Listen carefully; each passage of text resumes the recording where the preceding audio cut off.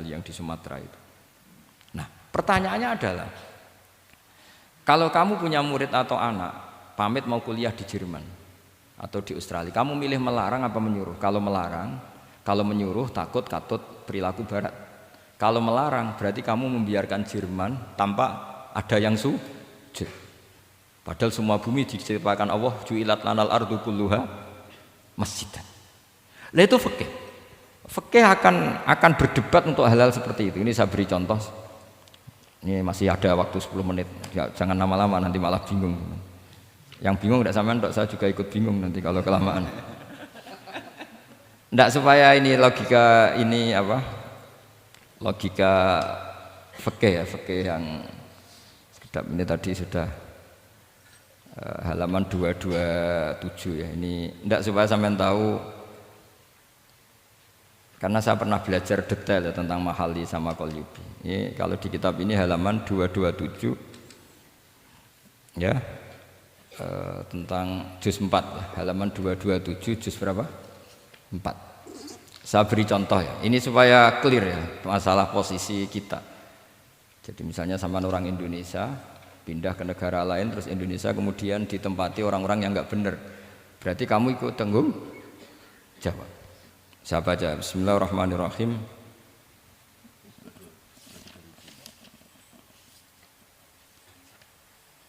Ya, halaman 227 ini barusan tak cari karena halaman kitabnya beda-beda. Bidaril harbi.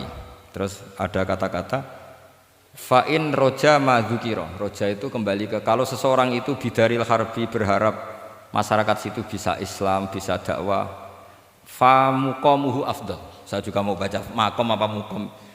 Di sini umumnya baca mukom apa makom.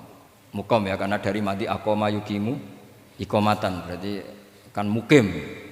Kalau mukim ya resikonya harus dibaca mukom. Tapi kalau ada yang baca makom ya jangan dimarahin, kasihan. Bakul bakowe bukan bener itu loh. Fa'in roja madzukira fa muqamuhu afdalu. Au qadara alal i'tizali harumatil hijratu. Umumnya di sini baca harumat atau hurimat? Ya boleh dua, boleh harumat, boleh hurimat. Kalau itu masih. Li alla yastauliyal kufaru ala mahallihi fayasbahu darul kufri. Jadi artinya gini, misalnya saya di Jogja misalnya, atau di Jakarta atau di Batam, di situ atau di Papua, di situ kamu merantau di sana sudah bisa menciptakan komunitas Islam. Kemudian kamu pindah, itu bukan dianggap pindah secara mubah karena kangen keluarga, enggak, tapi ada masalah.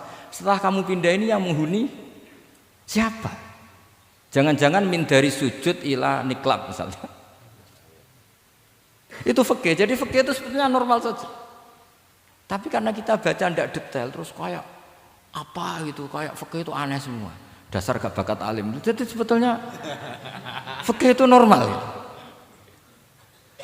Makanya kembali ke tadi, kalau orang alim tidak mau izharul ilmi fa alaihi laknatullahi wal malaikati wan nasi ajmain. Misalnya saya ini terkenal membawa Islam yang mudah, yang menyenangkan.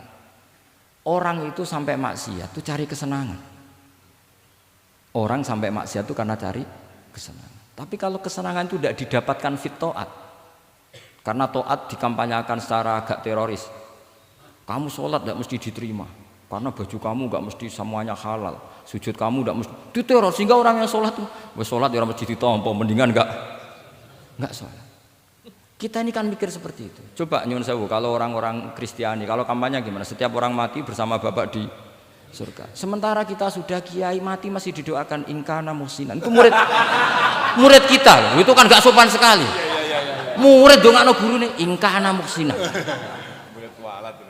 Gurune kok muksinane ditaklek ingkana muhsin. Cara aku dadi gurumu sembrono guru darane. Susah apa sih muni kana muhsinan ije dikein. Itu kan saya belum pernah doakan Mbah Mun gitu. Kalau saya mendoakan beliau supaya diampuni, doa saya tak rubah gini. Ya Allah antal ghafur wa anta dzu maghfirah. Maka sepatutnya jenengan mengampuni guru saya. Jadi saya itu kalau bilang ingkana itu kayak gimana gitu. Tapi ini urusan zauk ya, sampean nggak boleh protes. Tapi sanate ngono Gus, niki kitab-kitab ngono, sampean ngrubah sanad. Ya saya kalau nggak bisa apa-apa kalau sampean protes gitu. Sampean ngrubah adab kalau itu. Nak protes-protesan. Lu coba misalnya Syekh Abdul Qadir Jailani itu Sultanul Aulia ya. Terus beliau misalnya wafat di pelosok. Terus kamu berdoa ingkana musinan coba. Ini ketuane wali di ingkana gitu. Boyo wong ndek akhlak sithik gitu maksudnya. Wong sak donya iku ya tabarraku bi. Ya tabarraku nabi. Saiki ditaklek ingkar. Saya tuh belum pernah doain guru-guru dengan meskipun saya tahu itu doa yang karena pilihannya gini. Misalnya sampean protes, Gus wong sanate ngono. Jangan-jangan mancen apalam mau ikut tok.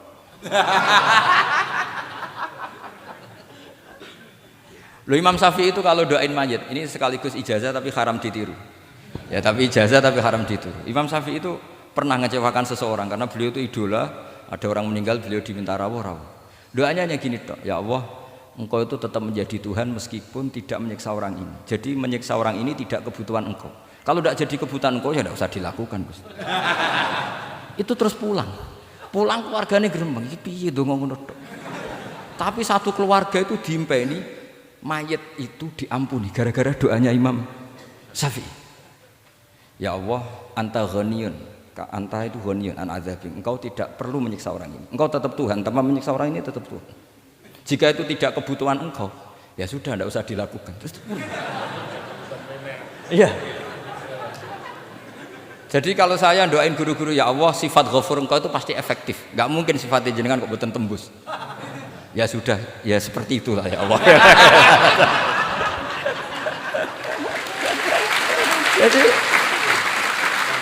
Jadi itu urusan daun, sampean nggak boleh protes. Gus Pak kok ngawur istihad itu bukan ngawur, saya ini orang waras. Punya rasa takdim sama guru sama para wali. Sementara kamu yang berdasar sanad tadi, jangan-jangan menghafalan kamu hanya itu. Ayo milih mana? Saya bukan bikin ajaran baru, ndak, ini cerita rasa. Cerita apa? Rasa. Dan itu di hadis-hadis gitu. Nabi itu kalau manja sama Allah gitu. Kalau ada orang salah terus kemudian diazab, kata Nabi, anta akram min ayu adzibahu marrotain. Ini di dunia sudah pernah engkau beri sanksi ya Allah. Anta akram min ayu adzibahu marrotain. Tapi kalau belum disiksa kemudian dia aman-aman saja di dunia, engkau itu akram, engkau sudah mulia, gak pantas sudah menyelamatkan di dunia, kemudian jenengan dendam di akhirat masih. Jadi masih nyiksa lagi itu. Nabi itu kalau sedang manja dengan Allah itu akhirnya ya baik semua gitu. Lah saya jenis ulama yang partai itu. Partai itu lah kira-kira seperti itu. Jadi segampang itu. Ya jadi ini relax saja, ini monggo nih tadi sesuai janji saya hanya 10 menit dari sekarang. Saya juga mungkin saya nanti tetap pulang karena saya besok ngajar di setainya Gus Gofur.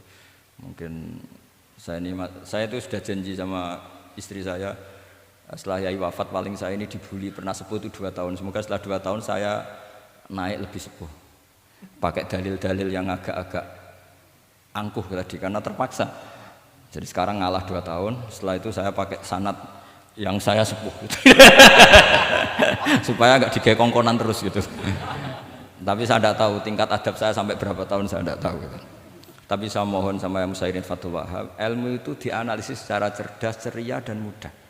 Saya dulu itu ya iskal sama hadisnya Nabi, kullu ummati mu'afan illal mujahirin.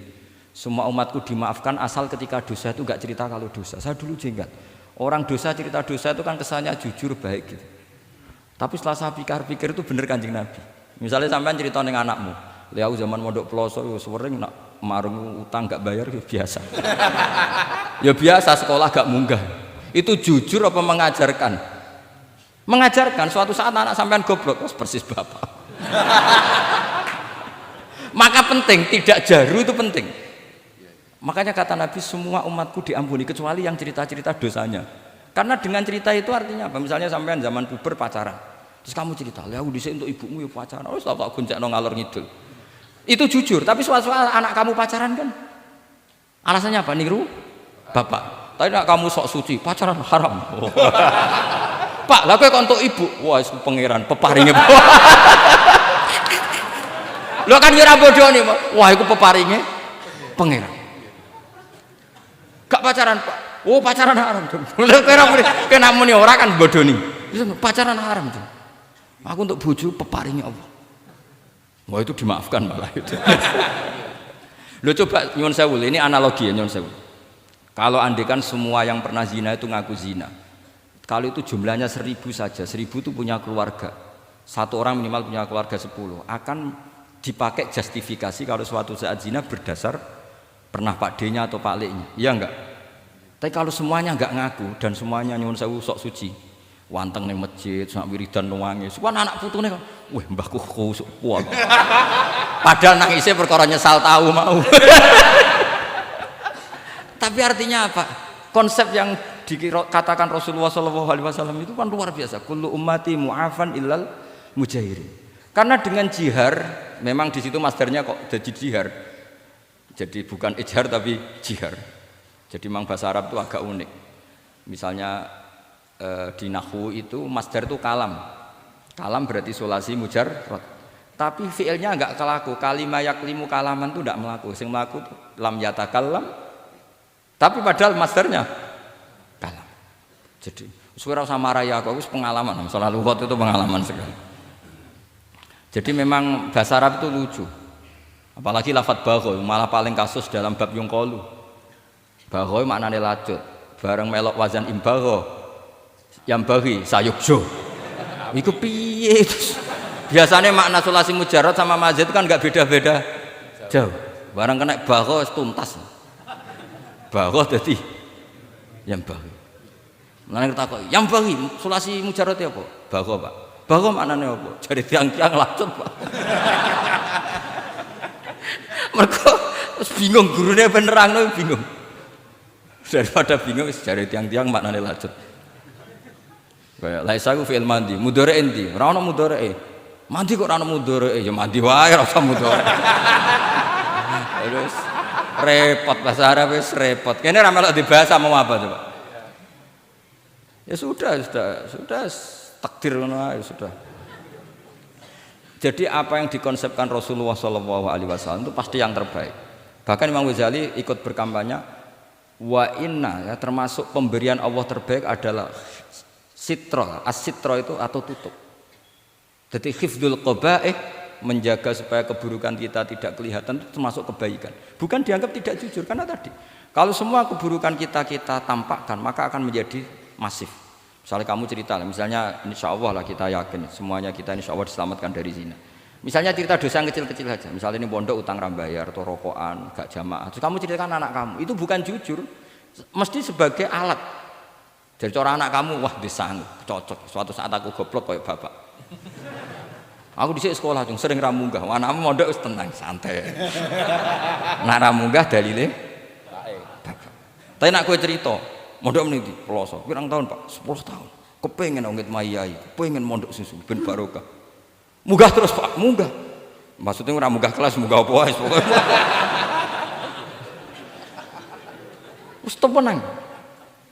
Karena itu bahaya, makanya kullu ummati mu'afan. Ma'is ketika ngaku zina itu Nabi itu enggak menolak sampai 4 kali. Ma'is yang memaksa Nabi supaya beliau melakukan raja, eksekusi.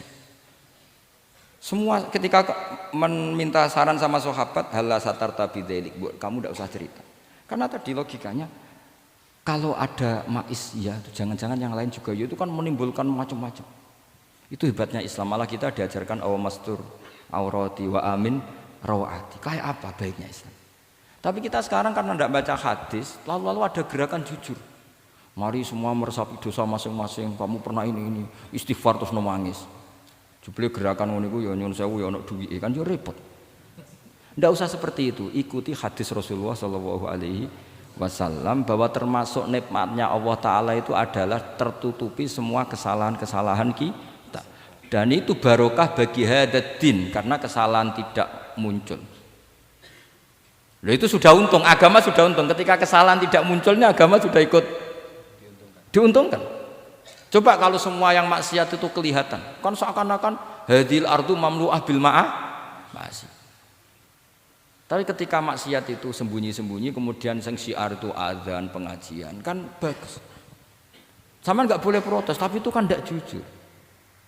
Ya bukan masalah jujur dan tidak, ini satrul qabaih. Nah ini namanya siasa. Namanya apa? Siasa. Siasa itu tidak harus politik tentang negara. Kita mengelola diri kita sendiri butuh apa? Butuh siasa. Jadi misalnya kamu cerita kebaikan kamu kepada anak, biar kebaikan itu ditiru. Tapi kalau anak kamu tanya, Pak, sampean nate salah, itu sesuatu yang paling saya takutkan, Cung.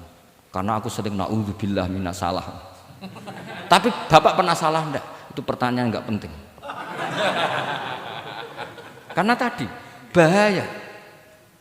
Lu enak, maksudnya beragama seperti ini tuh enak. Kullu ummati mu'afan illal mujahid. Itu kan luar biasa. Jadi semua umatku itu diampuni asal tidak cerita-cerita. Misalnya enggak cerita ke anak, cerita ke teman. Aku di gendaan, wis tahu tak ambung. Mesti pikiran kamu, nang pondok wis pengurus jebule tahu ngono. Mesti digo, suatu saat aku nak ngono, awas. Atau nak caiki keamanan, awas kita kandakno kan gitu. Tetap ini menjadi alat maksiat bagi yang lah. Jadi tapi saya dulu itu iskal, kenapa ada hadis seperti itu? Tapi setelah saya analisis, memang kalau ijtihar atau ijhar itu efek negatifnya luar biasa. Dan kita harus iktidak bi Rasulillah sallallahu alaihi wasallam. Ya tentu idealnya yo ora maksiat, yo ora konangan maksiat. Memang karena tidak pernah itu ideal. Memang enggak konangan karena tidak pernah melakukan. Ya saya kira demikian, saya mohon supaya ya tadi ya saya Fathul Wahhab dari kitab Manhajut Tullab. Itu dikarang Zakaria Al-Ansori piyambak Zakaria. Tapi kitab itu sebenarnya dari Minhajut Thalibin. Minhajut Thalibin dari kitab Al-Muharrar. Itu dari kitab Basit Wasit Wajiz. Terus itu dari kitab Nihayatul Matlab fi Dirayatil Madhab. Itu mensarai kitab Mukhtasarul Muzani, karangannya Imam Muzani ketika diimlakkan Imam Syafi'i. Karena semua karangan Imam Syafi'i itu amla alaina Syafi'i. Ya amla alaina Syafi'i. Makanya kalau sampai ngaji muin qala fil Buaiti. Buaiti itu nama orang. Qala Syafi'i fil Buaiti, qala Syafi'i wa amlahu alal Buaiti. Makanya qala fil Buaiti, qala fil Muzani itu nama orang. Artinya karena Imam Syafi'i itu hanya mengimplekan. Terus muridnya nulis. Nah kebetulan tulisan paling mudawwan itu karangannya Imam Muzani, disebut Mukhtasarul Muzani. Sebenarnya beliau punya murid banyak, ada Imam Muzani, Imam Robi, Imam siapa Buaiti. Saya kira demikian. Assalamualaikum warahmatullahi wabarakatuh.